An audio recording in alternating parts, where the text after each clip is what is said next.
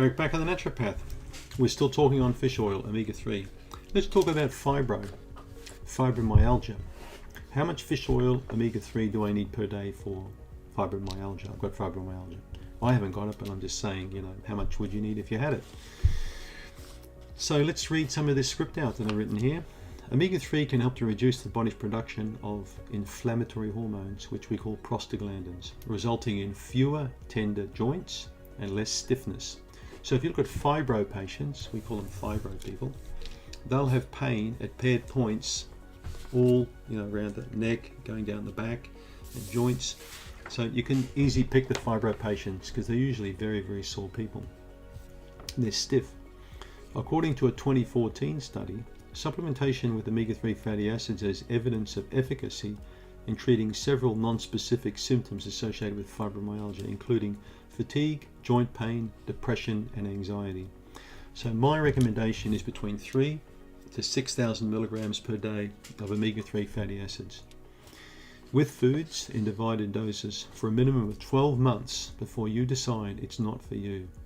I'll bet that in that time period your reliance on pain-reducing medications will have halved or even less than halved, and that you'll be convinced to stay with the omega capsules because there are many other benefits as well. It is important to point out that long-term fibro sufferers have depression and anxiety.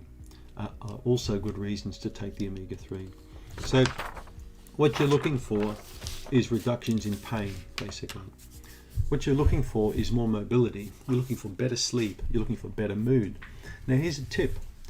I highly recommend when you've got fibromyalgia is to get a comprehensive thyroid study done. All right? We're looking at T3, T4, reverse T3, selenium, iodine, zinc. These are all important things to test. The other thing that you want to test for fibromyalgia are antibodies.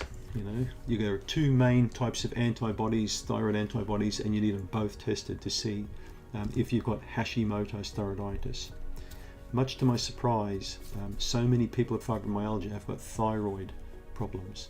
Look at Dr. John Lowe, L-O-W-E, Dr. John Lowe, the metabolic treatment of fibromyalgia.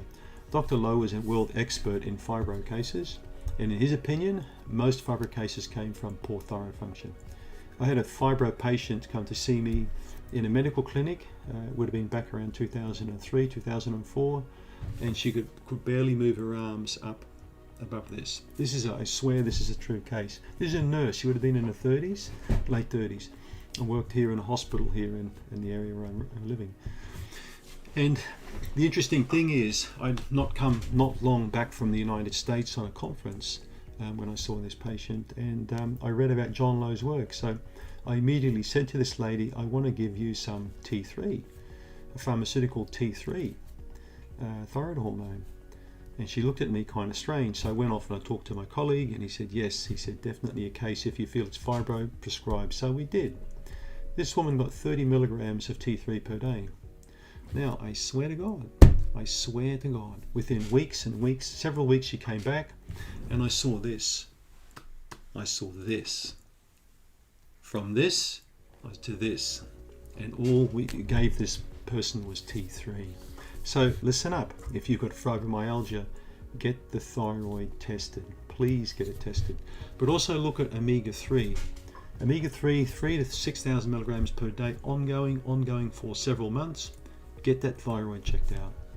The last thing I like with patients is to treat them and not really looking deep into the causes to try and find out where the pain's coming from. Check it out. Thanks for tuning in.